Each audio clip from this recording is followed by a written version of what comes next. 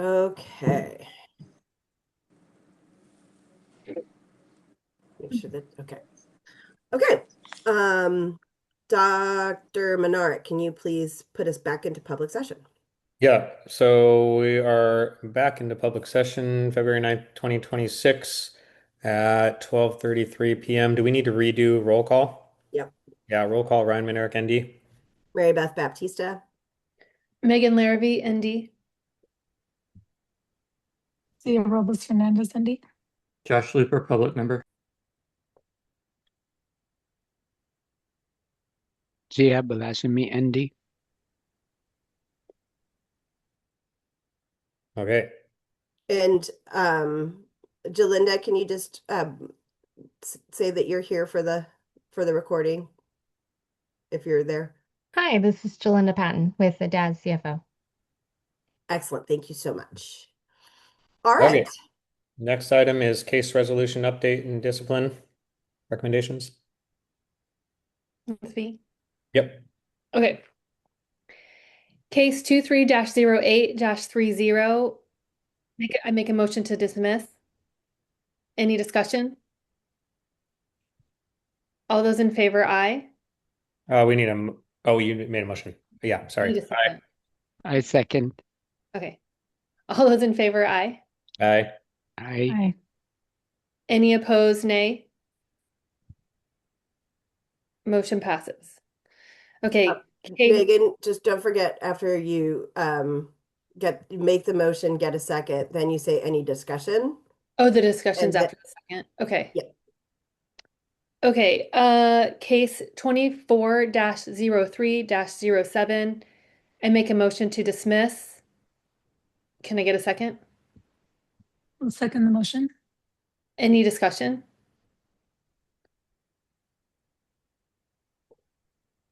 All those in favor, aye. Aye. I Any opposed, nay. Motion passes. Okay, case 24-07-21. Make a motion to dismiss. Can I get a second? Ryan Minerick, second. Any discussion? All those in favor, aye. Aye. I Aye. Any opposed, nay. Motion passes. Case 24-10-25. Make a motion to dismiss. Can I get a second? Ryan Minerick, second. Any discussion? All those in favor, aye.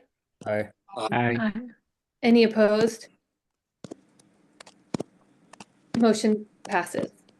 Okay, case number 24-10-28. I make a motion for or discipline. I'm sorry. Violation found with negligent prescribing and negligent treatment, 2 negligent prescribing, 2 negligent treatment, 1 negligent charting, and 1 additional violation of ethics and honesty. With discipline being $15,000 fine, probation for 36 months, 10 quarterly chart reviews, including ketamine patients, and continuing education, including 2 hours of charting CE, 8 hours of ethics divided into 4 hours of patient boundaries, and 4 hours of duty of candor, honesty. And just to clarify, because I just heard this at a meeting I was at, that you're voting to issue a notice of proposed discipline with those things. Okay, we're voting to issue a notice of proposed discipline for what I just said. Exactly. Ryan Minerick, second. Any discussion? All those in favor, aye. Aye. I Aye. Any opposed?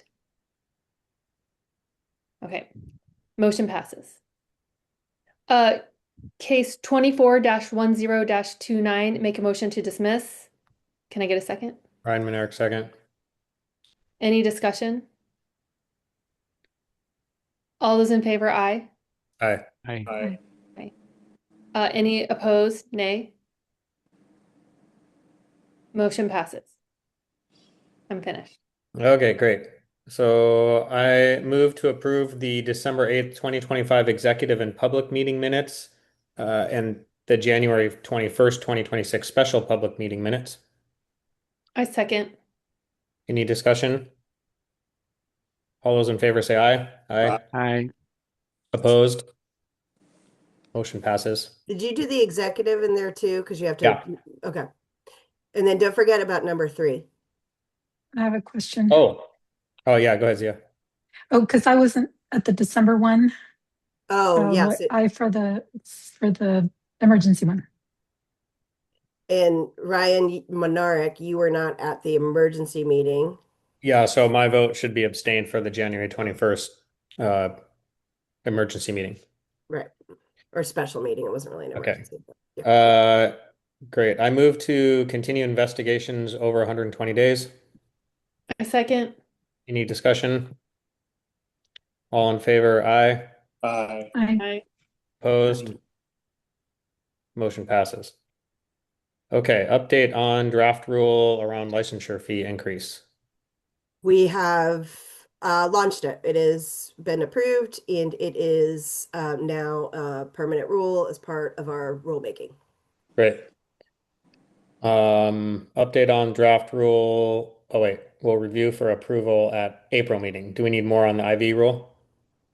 No, I didn't get it in time because I was just so swamped with the budget stuff and Fentia stuff. So I didn't get it in time for you all to get it to approve for this meeting. So we'll do it at the next meeting. Okay. Delegation of authority review. Yeah, so we're supposed to do that every June or every other June. And I swore we did it in June. I swear we just did it too. I agree. Yeah. I think we did it too. Okay. I will look harder because the only one we could find is the one that we either attached or I linked to that was Joanna, and her last name is escaping me. Friedman. Thank you. But I swore we did it, so I'll look harder. Okay. Okay. I all just right. wanted to check if everybody else remembered that we just did it. Okay. It feels like we just did it. So Well, have you ever signed one, Ryan? have I signed one? Yeah. What do you mean signed one? Signed one. Because because the Joanna Friedman signed the last one because I she think was the chair. I think I did. Okay. I don't know, a year or 2 years, it all blends together. I know. I'll look harder, but I swear I was looking for something in the delegated authority, and the only one I could find was from 23 or whatever that was. So I will look harder to find one that you signed. If not, did you all take a look at this? Do you have any additions, changes? I feel like everything has been going swimmingly. Looks fine to me. Okay. So I'll look harder to see if Ryan, we have one signed by you. If not, does anyone have any changes or thoughts on the ones that I sent out that needs any changes? We just had a meeting on this too, so I might have to look at, there might be things, even if we did do it in June, that might need to change just based on some technical rules that I've recently found out about, but nothing major, just wording. So I'll double check to see what I have from what I believe was June, and then if we didn't do it, I'll make some technical fixes and we'll sign it in April, right? Not August. It's April next time, right? Okay. All right. Okay. Okay. The LEDS report, I believe. Go back. Yeah, so there was an audit a couple years ago. Well, actually, it was more than a couple years ago. I feel like I keep saying the other day and a couple years ago, and both of those things could mean 5 years ago. There was an audit, I think it was actually several years ago now that I'm thinking about it, because I think I was brand new, where they directed the health licensing boards to do a random check to make sure that people were being honest in their applications regarding their criminal record. So Robin pulls a batch just completely at random every year. We do 10%. 100? 10%. And so this time not only was everybody honest, nobody had any criminal history in the last year, which isn't always the case. Sometimes they do, and then they're honest about it, so you don't have to worry about it. But I thought it was pretty interesting that, or thankful that nobody had anything. So that was good. Um, honest to God, I have no idea what OB&M fund report is. Oh, it's the That report. just It's is the that just report that our you're all balance supposed to. sheet? Yes, it's the. But this says for the month of November, so is that meant to be updated to December and January, or was this delayed by a couple months? I think that Robin might have missed because I think I wrote fund report because I couldn't remember what the name of it was. So she might have missed it. So I'll make sure that I get that information to everybody. Okay. You know, the I will tell you that everything is very, very, very, very, very tight. Because for all of the reasons we had to raise fees. So until we start getting, more income in, um, then we're really trying to be as tight as possible right now. Um, and hoping that the increase in fees will Do what it's intended. do what it's intended to do, and we won't have to go later for an ask for limitation, which is, our allowance to go to dip into that 6 months fund. Hopefully we won't have to do that. Hopefully the licensure fees will be raised to the point where that's gonna resolve that, but we're keeping really, really close eye on it.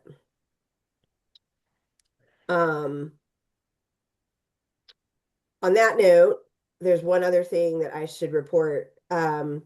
So we have a case that's discipline that we had to send to the Department of Revenue. It's the first time I've ever had to do that.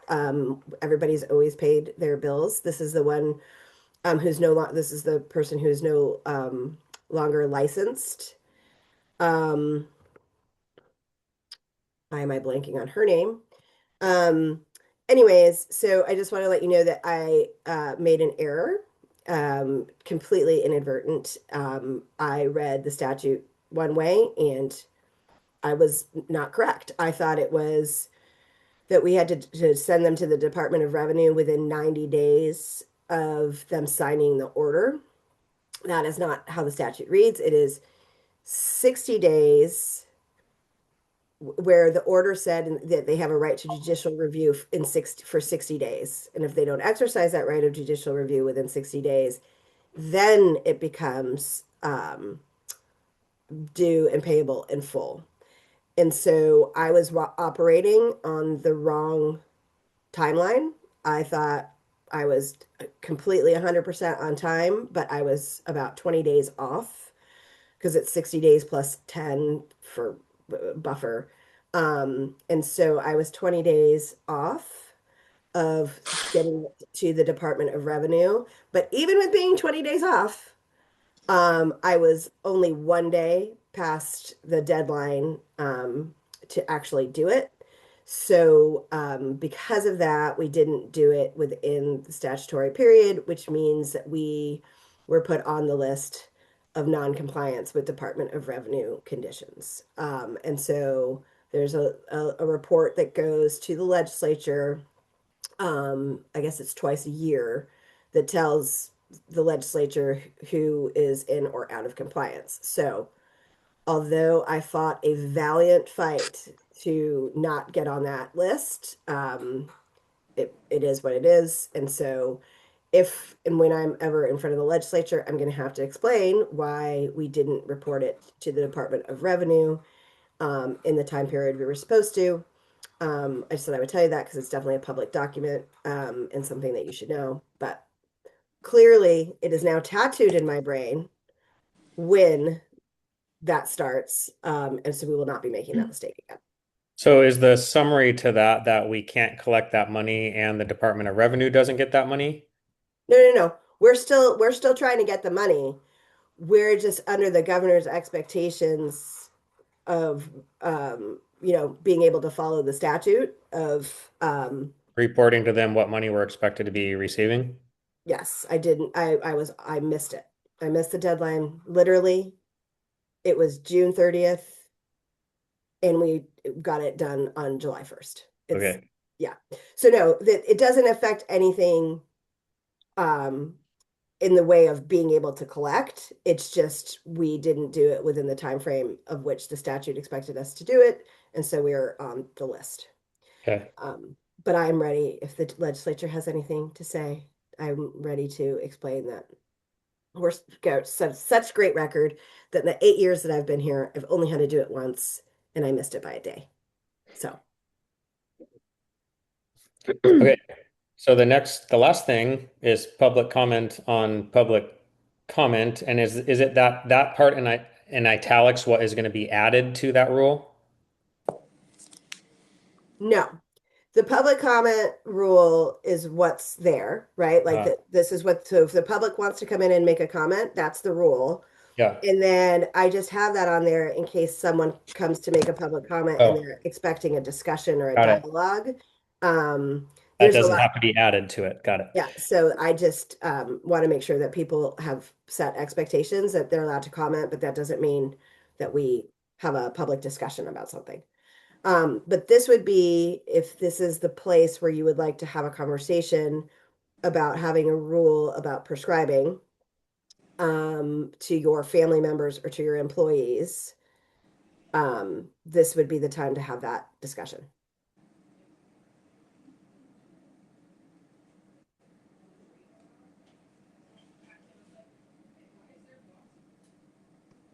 No? No. I'm just I'm taking a deep Oh, breath. you're warming up? I'm Okay. warming up because I died on the first attempt. So this one is should we just maybe look at some best practices and see what applies to ND life and what doesn't? Yeah, I feel like this is something where I could ask some colleagues around this about what rules they have. Contact the medical board. I feel like I don't want to say this out of turn because I'm not sure, but I feel like there's some restrictions like prescribing controlled substances or something. I don't know. But I am happy because this is an issue, especially more with staff than it is with families, in my experience. But families definitely make their way into our discussions a lot. And I've actually recently, because I never know what's going on in your social media worlds, but recently have got a couple questions about prescribing for employees and having employees be their patients and whether that's permitted. So I do feel like this is a topic of conversation. But this is an issue actually that we've seen come up in our casework, and I think getting some perspective from other boards and how they handle it would be wise. And yeah, Zia, I'm with you on we always have to think about, resource issues when it comes to the rural areas. But I see this one a little bit differently. I just have concerns about bosses being doctors. I don't know. So I think it's worth asking around if that's an interest to you all. If it's not an interest to you all, then I won't do it. But I think it's come up enough where we should at least look at it. So the one thing And I'll add, go ahead, Zia. is that at the very least, to have some kind of guidelines in terms of like if you are gonna or you need to treat someone that's close to you like that, to make sure that we document and that we follow through on referring them to someone else as soon as possible. And, because that's really the ethical thing to do. Um, Yeah, and I don't know if it has to be a statute, but more like a a rule. guideline. Yeah, Yeah. well, guidelines are Mhm. tough, right? Because we guidelines aren't enforceable, but yet they put a standard out there, and so we're trying to move away from guidelines and making things rule, except for like telemedicine guidelines, right? Like that's Yeah. just how you do it, right? Um, when I do get the inquiries from doctors, like I just got one Friday or Thursday, I said that, it's very important that you establish firm boundaries, doctor-patient boundaries, and you treat your employee as an employee, and then you treat them as a patient, and make sure that you have strong boundaries with those things, and that you need to act with the same privacy and the same charting and the same treatment as their doctor as you would anybody else, right? If not more so, really. And so they were receptive to that. They were actually surprised that they could do it. They thought they came from another state, and they're like, my patient works at this clinic. Does that mean I can't work there? And I'm like, no, you can, but here's the thing. Um, so yeah, I'll do some just looking asking my colleagues at the next. We have a monthly meeting where all the health boards get together, and this is a perfect topic, I think, for them to weigh in on for us. Um, Can I add one kind of consideration for that? sure.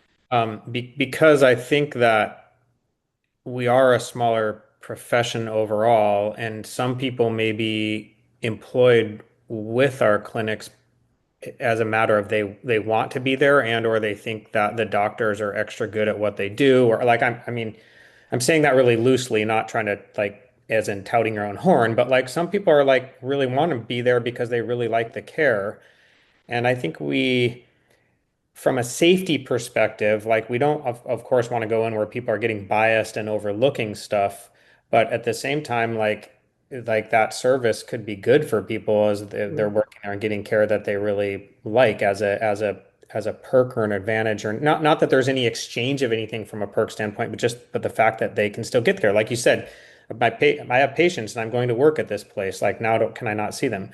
Versus got guidelines around where risk does come, maybe controlled substances. And that might be a good dividing line is that once mhm. there's controlled substances, then bias and risk can up get there. And that might be a dividing line as far as like that's not, okay, so to speak, versus general care is great. And then facilitating a referral for those things would be a good way to navigate that. So that's a little bit of my input on that one. And I agree with you, Ryan, because I mean, when because just like when we were talking about the chaperone thing, like, um, I kind of look at cases and investigate complaints, cases, investigations, discipline to kind of inform where we need to have rules. And um, it always does kind of come down to prescribing, which is where things kind of tend to get off the rails when you have a family member or an employee. Um, some injection stuff too, but that's more cosmetic, so I don't know. But Yeah. I do think I'll ask around, but I do think that the consideration, rather than throw the whole baby out with the bathwater, which I guess we're not supposed to say that anymore, but I do think I think that that's a good dividing line that's reasonable for folks. I like that idea.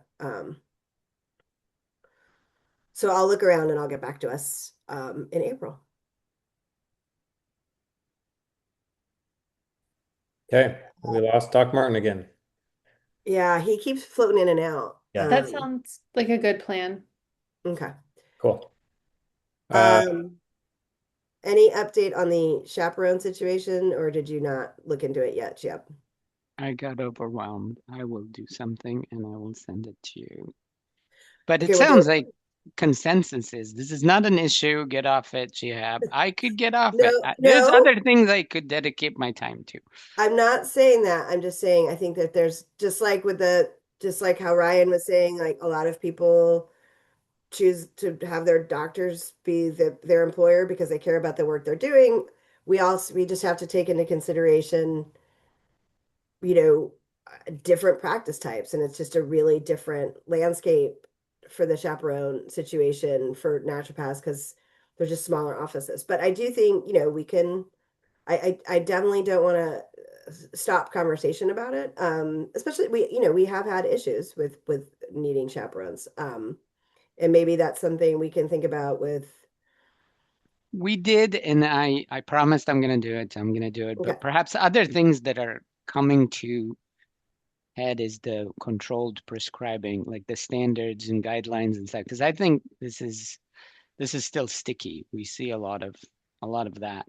So I don't know, maybe guidelines or some stuff. Because Well, we use the Oregon opioid prescribing guidelines as the guide, like because they spent years researching and studying that and what best practices is, and so we rely on that as being what a reasonable naturopathic physician would do is they would follow the guidelines from the Oregon Health Authority that spent years researching it and base it on the national standards and that kind of thing. So I don't think that we need. I mean, this is my opinion. Obviously, you all can differ it. I don't think we need to reinvent that wheel. And I honestly don't think we have the expertise, and we certainly don't have the time to have our own guidelines. I think the way that we have been incorporating, expecting people to follow the Oregon opioid guidelines has been working. Um, and I think we should continue that. I do think us reminding people, like when I do the spring newsletter, like, hey, have you looked at the opioid prescribing guidelines lately? Make sure that you're following, what's expected of you. I can definitely do that. But I really would hesitate on creating new rules just because most people just rely on that. yeah, and to the members, that's really, I think our role is to hopefully bring to the fore some education that prevents things. So before we see it as a complaint, like, hey, make sure to do this. Because in this group, I heard different interpretation of the same rules, and I think it would be nice to kind of start from a place of shared understanding of what that is. Yes. Um, any more discussion on that? Because I just remembered one more thing. Okay. Um,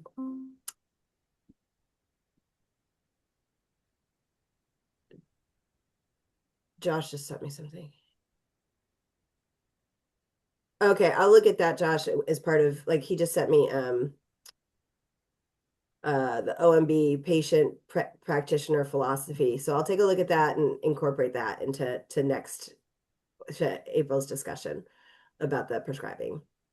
The other thing that fell off this agenda was our discipline statute is now on the books. Maybe because it wasn't yet when we put this agenda out, because I just found it. It's finally out there. And so this is what I'm going to do. Because to be realistic, I honest to God do not. I just don't feel like, one, because I've asked for it before and I've gotten no volunteers, and two, I just don't know if we have the time, or if I have the time at this point to hold a work group for the discipline rules. So what I would like to do is give it a shot to revise the discipline rules. And have that be pretty much the major discussion for the public meeting in April, so that you guys really go through it. You think what I've written, you give me suggestions, kind of like what we did with ketamine, opioid. I don't remember where we had like multiple CE, maybe was CE, had multiple discussion, like have a big discussion at the next meeting about the discipline rules. And then I'll put them out for public comment, but I what I think we should do is then have the June meeting be um a rules not administrative rules hearing. I forgot what it's called in my head. Like I'm losing the vocabulary. Um a rule like where you actually have a meeting designated to discuss it, right? And we definitely did that with the CE rules, right? We had our public meeting be that, because remember we had AMP came and other folks came on Zoom, to have that be the robust public conversation, rather than to try and get a work group going. I just don't see that that's logical. And we really need to have rules in place for the new statute. Anyone have any thoughts about that? I think that's a great plan.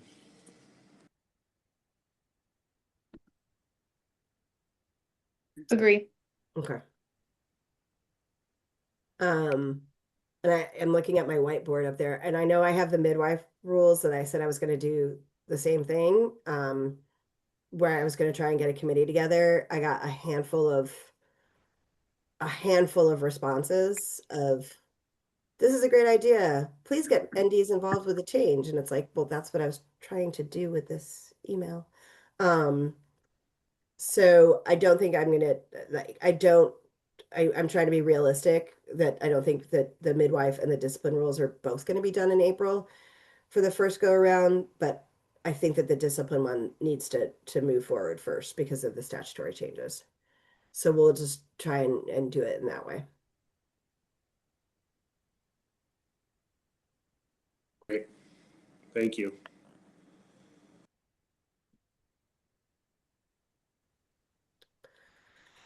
Anything else for the good of the order?